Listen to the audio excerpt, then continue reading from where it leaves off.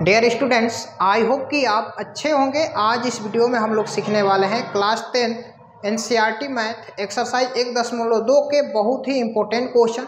जैसा कि ये सब क्वेश्चन एग्जाम में पूछे जाते हैं, यानी कि बड़े बड़े मार्क्स में पूछे जाते हैं, तो यानी कि हम वही क्वेश्चन को गेस कराएंगे जो आपके एग्जाम में पूछे जाते हैं। तो आपसे रिक्वेस्ट है कि इस वीडियो को आप पूरा से पूरा देखिए, ठीक है।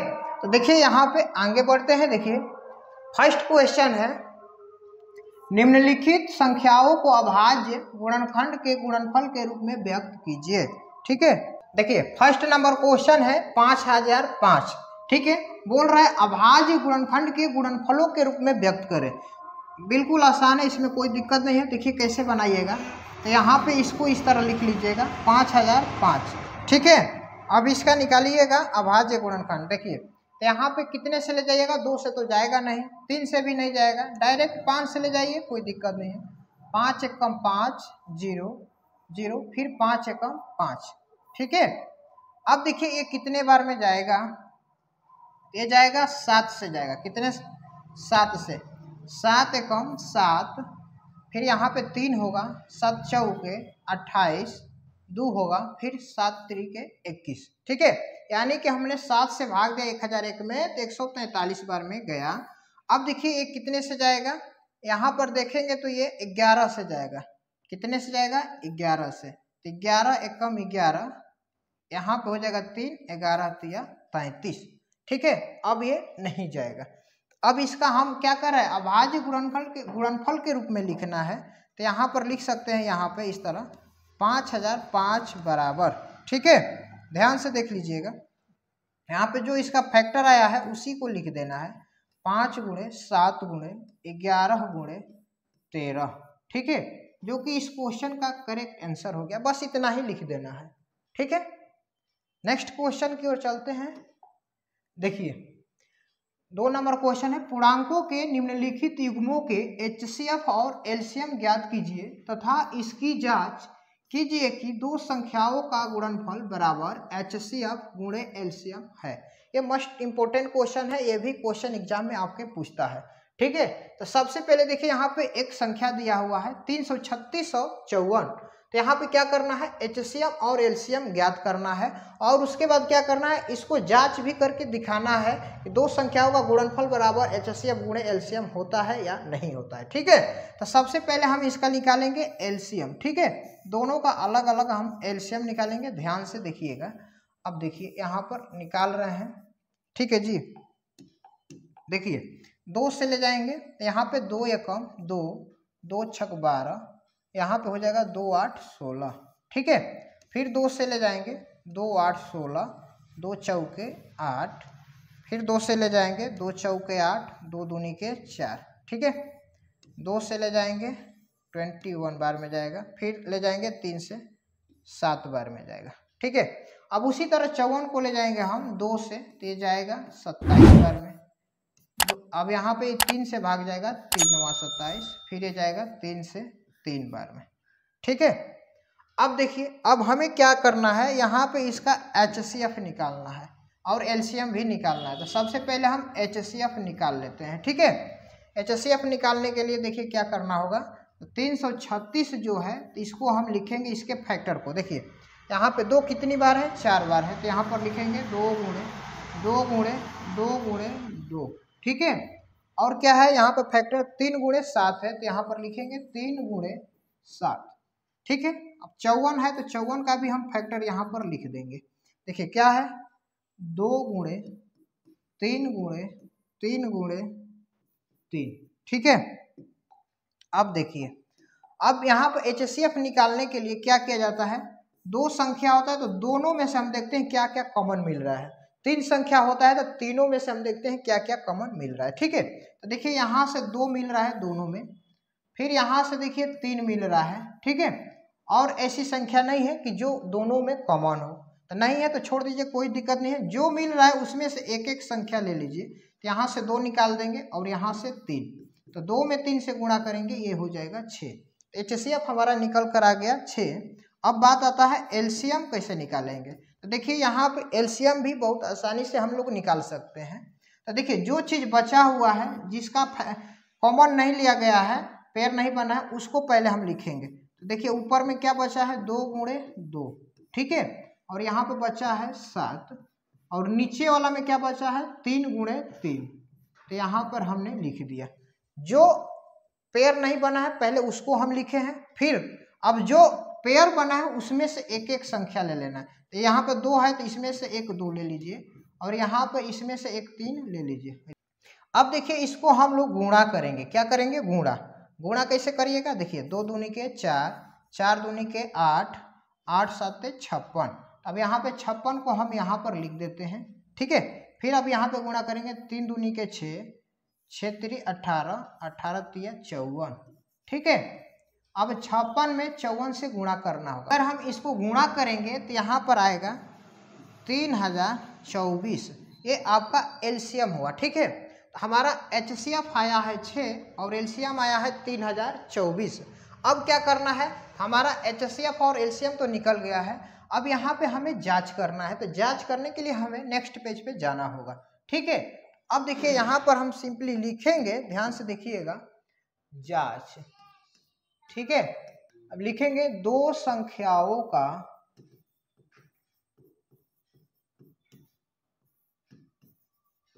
गुणनफल बराबर क्या होता है? एलसीएम गुणे एचसीएफ। 2 संख्याओं का गुणनफल बराबर होता है एलसीएम गुणे एचसीएफ, ठीक है। ये फार्मूला होता है। एक बार बैक में चलते हैं। देखिए यहाँ पे 2 संख्या दिया हुआ है, 2 संख्याओं का गुणनफल यानी कि 336 और 54 क्या है? ये दोनों संख्या है। तो यहाँ पर लिखेंगे 336 गुणे 54, गुणनफल का मतलब गुणा, ठीक है। अब देखिए यहाँ पे एलसीएम गुणे एचसीएफ, सॉरी, एलसीएम आया है 6 और एचसीएफ आया है 3024, ठीक है। अब क्या करना है? इन दोनों को गुणा करना है। 336 और 54 का गुणा करेंगे तो ये आएगा 18144, और हम 6 में 3024 से गुणा करेंगे तो ये भी आएगा 18144। यानी कि लेफ्ट हैंड साइड और राइट हैंड साइड क्या है? दोनों साइड बराबर हो गया। तो इसलिए यहाँ पे हमारा सत्यता की जांच हो गया है, ठीक है। यहाँ पे एचसीएफ और एलसीएम का जांच कर लिया है, यानी कि 2 संख्याओं का गुणनफल एलसीएम और एचसीएफ का क्या होता है? बराबर होता है। आई होप कि आप लोग इस क्वेश्चन को समझ गए होंगे, ठीक है। नेक्स्ट क्वेश्चन की ओर चलते हैं।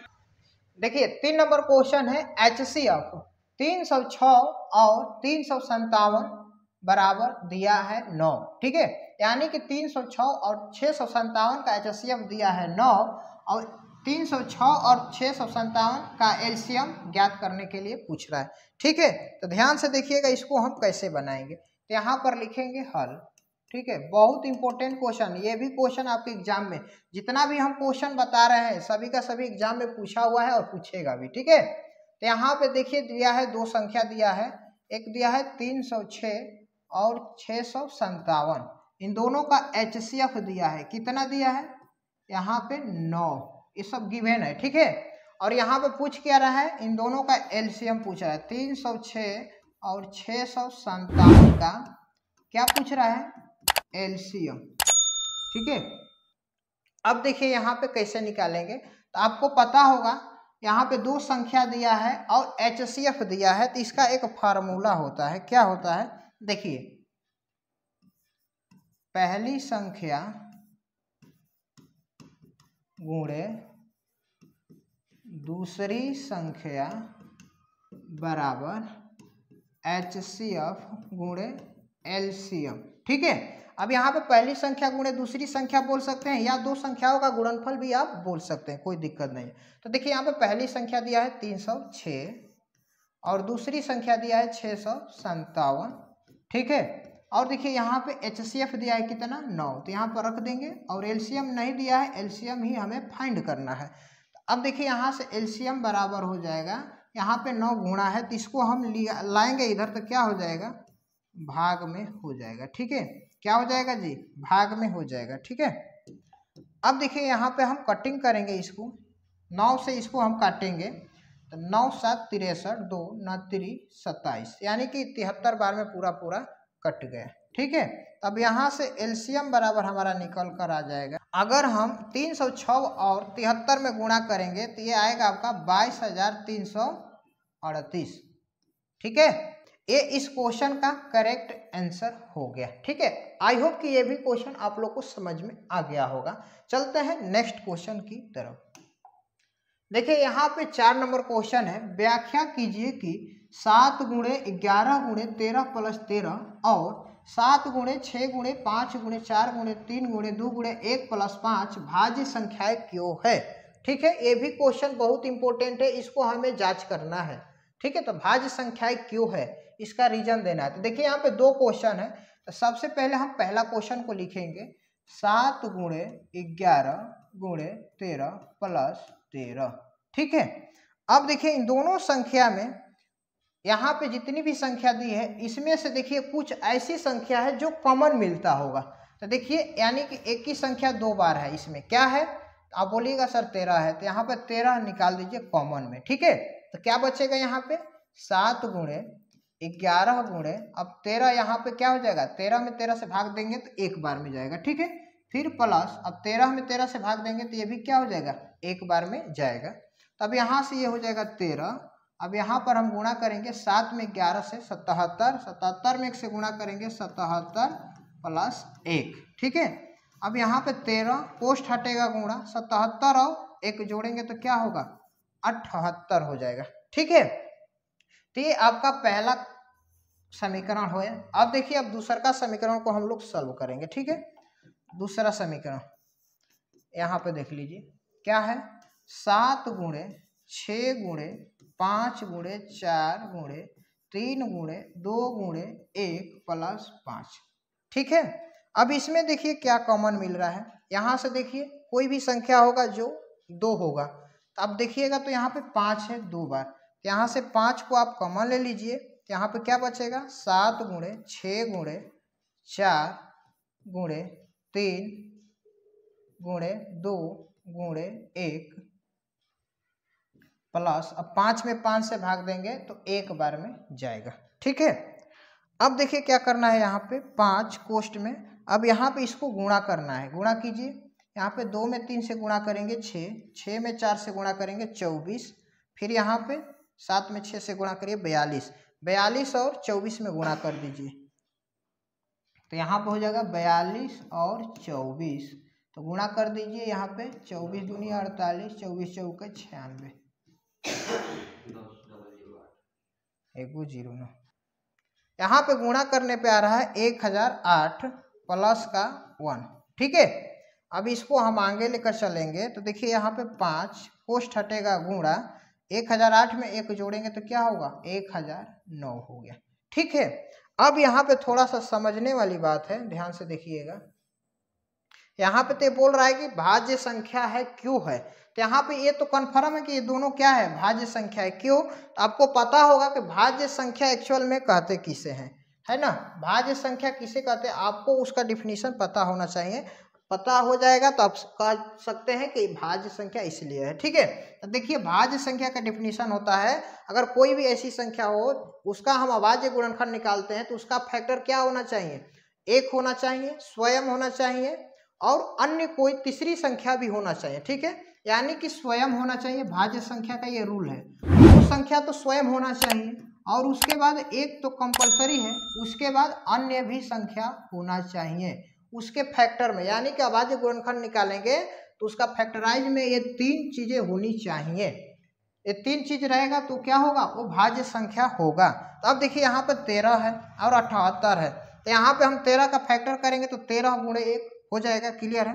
फिर 78 का करेंगे तो ये 78 का होगा, 13 भी होगा, 6 भी होगा, ठीक है, 1 भी होगा, यानी कि यहाँ पे इन तीनों को फॉलो कर रहा है। उसी तरह इसमें हम देखेंगे तो 5 का करेंगे फैक्टर तो 5 गुणे 1 आ रहा है, और यहाँ पे 1009 का करेंगे तो ये भी आएगा 1009 गुणे 1, यानी कि सभी को फॉलो कर रहा है। तो आपको पता चल गया होगा, इसलिए लिख सकते हैं यहाँ पे, देखिए हम लिखेंगे 2 लाइन में, यहाँ पे लिख लीजिएगा, चूंकि यहाँ पे 13 गुणे 78 तथा 5 गुणे 1009 भाज्य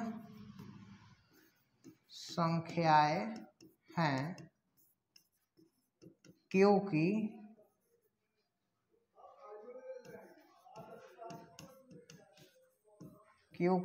इसका गुणनखंड एक स्वयं तथा अन्य संख्या से विभाजित है।